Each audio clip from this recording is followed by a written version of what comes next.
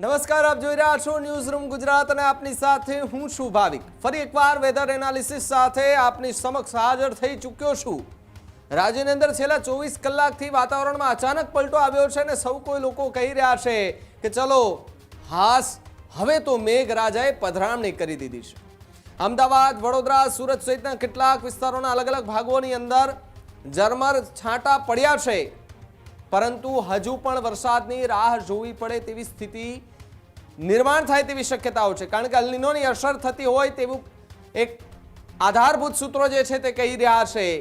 परंतु अमदावादनी अंदर गई काले केटलाक विस्तारोमां भारे वरसाद जोवा मळ्यो, सौराष्ट्રના કેટલાક પંથકોમાં પણ વરસાદ જોવા મળ્યો, દક્ષિણ ગુજરાતના કેટલાક પંથકોમાં ધીમી ધારે વરસાદ આજે નોંધપાત્ર જે છે તે જોવા મળી રહ્યો છે। ત્યારે આમ તો ચોમાસું બેસી જવું જોઈએ, પરંતુ હજુ પણ ચોમાસું કેટલું દૂર।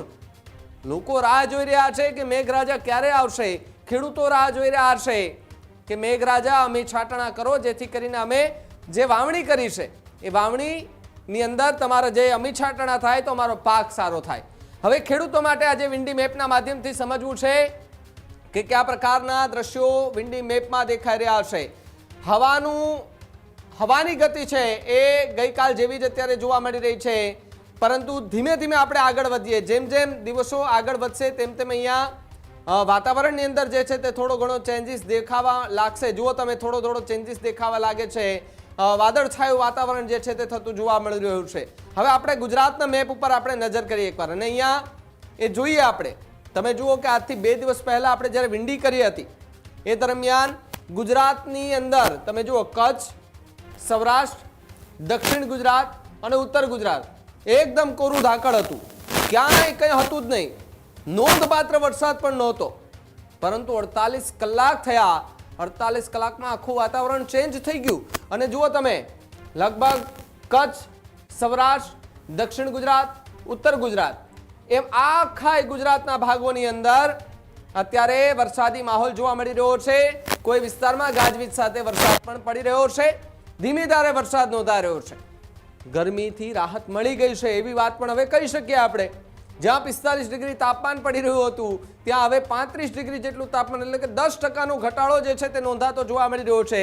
જેમ જેમ દિવસો આગળ જાય છે તેમ તેમ ગુજરાતના મેપ પરથી પણ એ વરસાદના જે વાદળો છે તે ઘેરાતા જોવા મળી શકે છે। સિસ્ટમો નાની મોટી બને એની અસર થતી જોવા મળે છે। જુઓ તમે, વાદળાઓ બને છે, ઘેરાય છે, ફરી છૂટા પડે છે અને ગુજરાતની અંદર એકદમ કોરું ધાકડ વાતાવરણ જે છે તે થઈ જાય છે।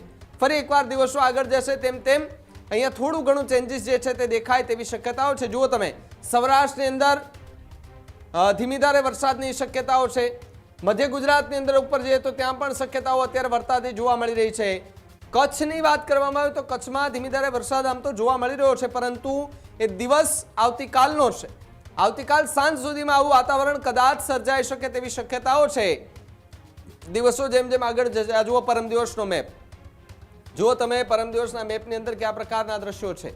આમ તો આવતીકાલના જ કહી શકાય આપણે, કારણ કે 12 વાગ્યા પછી જે દિવસ ચેન્જ થઈ જાય, આવતીકાલના દ્રશ્યો જુઓ કે આવતીકાલના દ્રશ્યોમાં પણ ગુજરાતની અંદર વાદળછાયું વાતાવરણ જોવા મળી રહ્યું છે।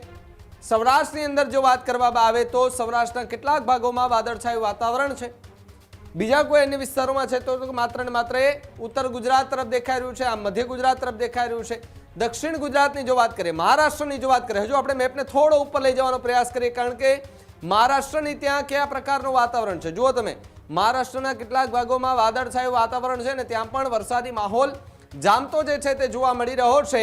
ત્યારે કેટલાક ભાગોની અંદર ધોધમાર વરસાદની સાથે જે તાપમાનની અંદર ઘટાડો નોંધાયો છે એ જ રીતે ગુજરાતમાં પણ નોંધાય તેવી પૂરેપૂરી શક્યતાઓ જે છે તે હાલ જોવા મળી રહી છે।